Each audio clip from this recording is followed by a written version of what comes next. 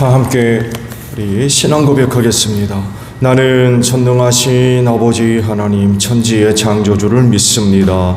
나는 그의 유일하신 아들 우리 주 예수 그리스도를 믿습니다.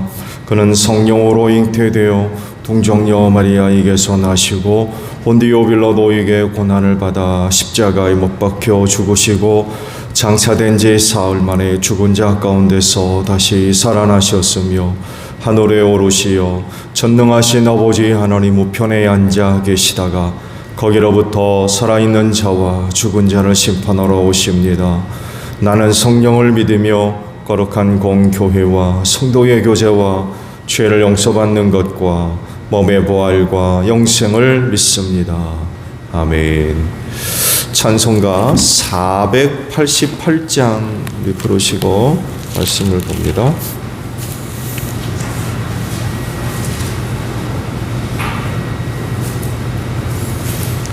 (488장입니다)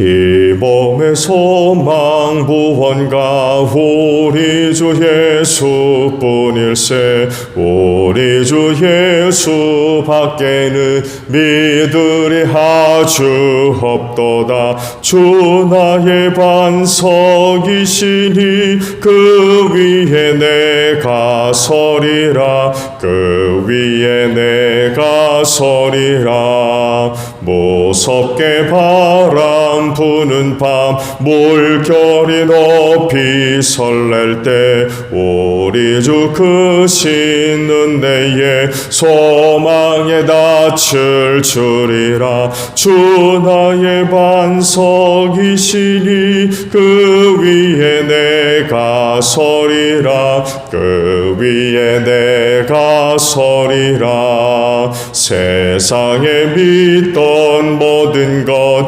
끊어질 그날 되어도 구주의 언약 미사와 내 소망 더욱 크리라. 주 나의 반석이시니 그 위에 내가 서리라.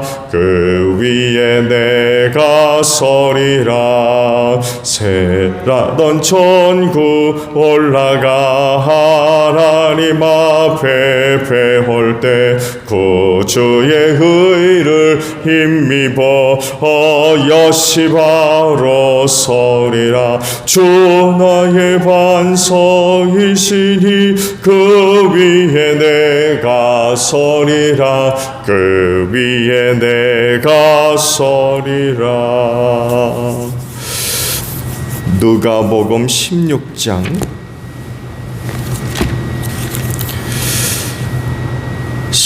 19절에서 31절 마지막 절까지 봅니다. 누가복음 16장 19절로 마지막 절이에요. 어떤 부자가 있었는데 그는 자색 옷과 고운 베옷을 입고 날마다 즐겁게 호화롭게 살았다. 그런데 그 집 대문 앞에는 나사로라 하는 거지 하나가 헌데투성이 몸으로 누워서 그 부자의 상에서 떨어지는 부스러기로 배를 채우려고 하였다. 개들까지도 와서 그의 헌데를 핥았다. 그러다가 그 거지는 죽어서 천사들에게 이끌려가서 아브라함의 품에 안기었고 그 부자도 죽어서 묻히었다.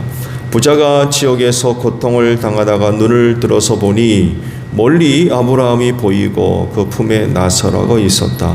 그래서 그가 소리를 질러 말하기를 아브라함 조상님 나를 불쌍히 여겨주십시오. 나사로를 보내서 그 손가락 끝에 물을 찍어서 내 혀를 시원하게 하도록 하여 주십시오. 나는 이 불 속에서 몹시 고통을 당하고 있습니다 하였다. 그러나 아브라함이 말하였다. 얘야 되돌아보아라. 네가 살아있을 동안에 너는 온갖 호세를 다 누렸지만 나사로는 온갖 괴로움을 다 겪었다. 그래서 그는 지금 여기서 위로를 받고 너는 고통을 받는다. 그뿐만이 아니라 우리와 너희 사이에는 큰 구렁텅이가 가로놓여 있어서 여기에서 너희에게로 건너가고자 해도 갈 수 없고 거기에서 우리에게로 건너올 수도 없다. 부자가 말하였다. 조상님 소원입니다. 그를 내 아버지 집으로 보내주십시오. 나는 형제가 5이나 있습니다. 제발 나사로가 가서 그들에게 경고하여 그들 많은 고통받는 이곳에 오지 않게 하여 주십시오. 그러나 아브라함이 말하였다. 그들에게는 모세와 예언자들이 있으니 그들의 말을 들어야 한다. 부자는 대답하였다. 아닙니다. 아브라함 조상님, 죽은 사람들 가운데서 누가 살아나서 그들에게로 가야만 그들이 회개할 것입니다. 아브라함이 그에게 대답하였다. 그들이 모세와 예언자의 말을 듣지 않는다면 죽은 사람들 가운데서 누가 살아난다 해도 그들은 믿지 않을 것이다. 아멘. 오늘 27절에 있는 말씀을 함께 나누려고 합니다. 부자가 말하였다. 조상님 소원입니다. 그를 내 아버지 집으로 보내주십시오. 라는 말씀입니다. 천국과 지옥은 실제하지요. 사람 눈에 보이지 않고 귀에 들리지 않고 가볼 수도 없고 손으로 만질 수도 없다고 해서 없는 게 아니죠. 그 둘은 영적인 영역에 있는 것이기 때문에 물질적 세상에서는 경험될 수가 없는 것들입니다. 그래서 많은 사람들이 이 두 세상의 실존을 믿으려고 하지 않죠. 그리고 그런 것을 믿는 사람들을 비웃고 조롱하기도 합니다. 아마 대부분의 많은 사람들이 죽어야 이 두 나라가 실제한다는 것을 알게 될 것입니다. 그러나 그때는 너무 늦겠죠. 알았더라면 지옥에 갈 사람이 누가 있겠습니까? 근데 천국과 지옥이 있는 것을 믿질 않으니까 죽어서야 이게 진짜로 있는 거로구나 하고 발견을 하겠지만 그러나 너무 늦겠지요. 후회하기 전에 뭔가 커다란 결단이 아마 있어야 될 겁니다. 오늘 말씀은 그 유명한 부자와 거지 나사로에 대한 비유의 말씀이죠. 두 사람이 대비되는 상황은 부자가 사는 집 앞 대문 앞에 거지 나사로가 살고 있었다는 거죠. 한 사람은 날마다 허허이로이 살지만 한 사람은 부자의 상에서 떨어지는 부스러기를 좀 얻어 먹어볼까 이런 생활을 했다는 거죠. 이 상황이 이야기하는 건 이겁니다. 같은 그런 공간 안에 있지만 부자와 거지 나사로가 서로 상관없는 사람들처럼 지냈다는 것입니다. 그러니까 부자는 나사로에 대해서 거의 무관심한 그런 상태였던 거죠. 이런 부자의 지상 생활이 사후 생활에 결정적인 영향을 끼칩니다. 둘 다 죽었는데 나사로는 아브라함 품에 안기고 부자는 지옥불에 들어가게 된 거죠. 이렇게 된 이유를 아브라함이 설명을 해주죠. 부자와 거지 나사로의 지상 생활에 관하여서 아브라함이 이야기를 합니다.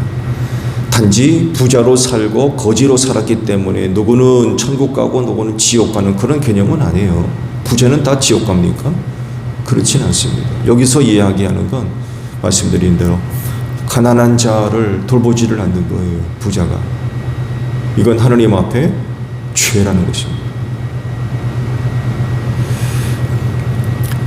부자가 나사로로 하여금 자기 아버지 집으로 좀 가게 해달라고 부탁을 하죠. 형제가 5이나 있는데 그들이 이곳에 오지 않도록 해달라고. 나사로가 가서 이야기하면 형제 5이 깨달음을 얻고 나같이 지옥에 안 올 게 아니냐, 그런 이야기를 아브라함에게 하죠. 그랬을 때 아브라함이 충격적인 얘기를 합니다.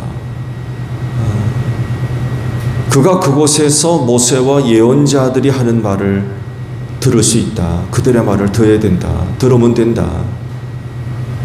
그런 얘기를 하지요. 그러자 부자가 그게 아니라 죽은 사람들 가운데 누군가 살아서 그들에게 가면 그들이 회개할 거라는 거예요. 그러니까 기존에 있는 모세나 예언자들보다는 죽었다 살아난 사람은 더 놀라운 일이죠.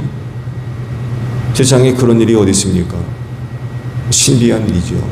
그런 일이 그들에게 있으면 그의 말을 듣지 않겠느냐 하는 생각이지요. 그러자 아브라함이 모세와 예언자의 말을 듣지 않는다면 죽은 사람들 가운데 누가 살아난다 해도 안 믿을 거다. 그러니까 나사로를 보내도 소용없다는 거예요.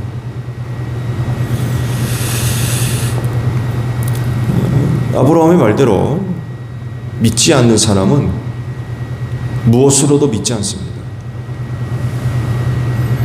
초자연적인 어떤 사건이나 현상이 있으면 그걸로 믿지 않겠느냐. 이건 사람의 생각이고요. 실제로는 믿음이 없으면 뭐가 있어도 믿지 않습니다. 그런 생각을 갖고 있었기 때문에 나사로를 형제들에게 보내달라고 부탁한 거겠죠. 그런 일이 있으면 믿지 않겠느냐.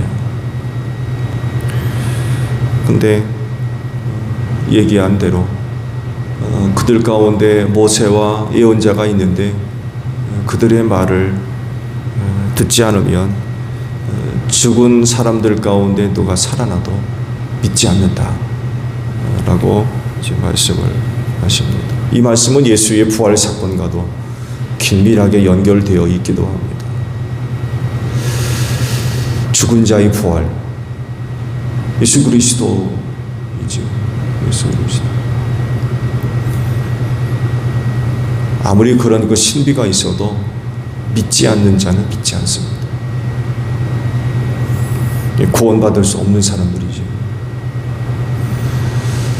그런 사람들에게는 상상할 수 없는 그런 그 신비가 자기들 눈앞에 벌어져도 믿으려고 하지 않습니다.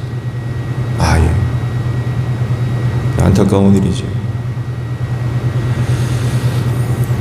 부자가 천국에 들어가는 것이 얼마나 어려운지 낙타가 바늘 끼로 들어가는 게 더 쉽다고 그런 그 말씀을 하셨죠. 왜 이런 말씀을 하셨는지 그 이유를 알 수 있는 게 바로 부자와 거지 나사로의 비유 말씀입니다. 그들이 왜 천국에 들어가기 힘든 건지 이걸 단적으로 설명하는 게 이 비유의 말씀입니다. 도움을 필요로 하는 사람들을 전혀 돌보지 않는 거죠. 자기만을 위해 사는 겁니다. 이런 사람들의 특징 중에 하나가 바로 하나님을 믿지 않습니다. 천국도 믿지 않고 지옥도 믿지 않습니다. 갖고 있는 것으로 교만해가지고 이런 것들을 전혀 믿으려 하지 않아요. 자기들이 갖고 사는 것이 누리는 것이 어딘데 거기가 천국이지 어디가 천국이에요. 그래서 이런 사람들은 이런 마음을 갖고 있기 때문에 신앙에 들어가지를 않아요. 교만한 거죠. 이런 그 내용들을 볼 때에 오늘 내게 믿음을 주셨다라고 하는 건 정말 큰 은혜입니다.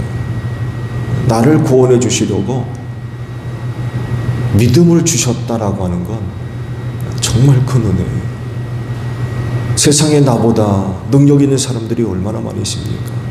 잘나고 똑똑한 사람들 쌓이고 셌습니다. 얼마나 많이 있는지 몰라요. 근데 그런 사람들 다 제쳐도 내가 뭐라고 나를 구원해 주시려고 믿음을 주셨느냐 말이죠. 이건 정말 큰 은혜입니다. 말씀드린 대로 죽었다 살아난 이가 있어도요 안 믿는 사람은 안 믿습니다.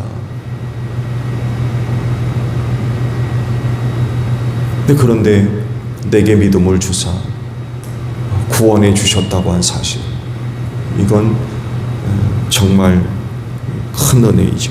그런 사람들과 비교해 보았을 때 내게 믿음이 있다라고 하는 건 정말 큰 은혜를 받은 것입니다. 그럴진데 이 믿음 갖고 우리는 생활해야 되는데, 먼저는 이 믿음으로 어떤 생활을 해야 되느냐라고 할 때 모세와 예언자들이 하는 말을 들을 줄 알아야 돼요. 말씀한 대로 지옥에 들어간 부자가 지상에 살고 있는 5 형제들이 생각해가지고 나사로를 좀 보내달라고 하잖아요. 근데 아브라함이 대답한 것 보면은 그들 가운데 모세와 예언자들이 하는 말을 듣지 않으면 죽음 가운데 살아난 이가 있어도 안 믿는다 라고 그러셨거든요. 그럼 믿음이 있는 사람들은 어떻게 살아야 되겠어요? 그들 가운데 있는 모세와 예언자들이 하는 말을 들어야 된다는 거예요. 믿음이 있기 때문에.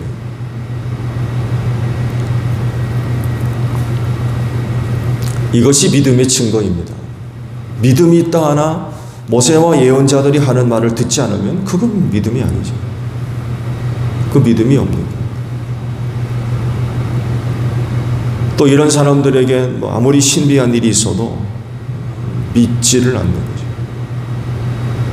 거죠. 구원받을 만한 믿음이 있는 사람들이라고 한다면 그들 가운데 하나님께서 세우신 종들이 하는 말을 듣느니, 그게 이제 믿음의 증거라는 것입니다. 여러분 안에 구원받을 만한 믿음이 있다고 하면 그 믿음 잘 간직하시기 바랍니다. 그 믿음에 합당한 생활들을 하셔야 돼요.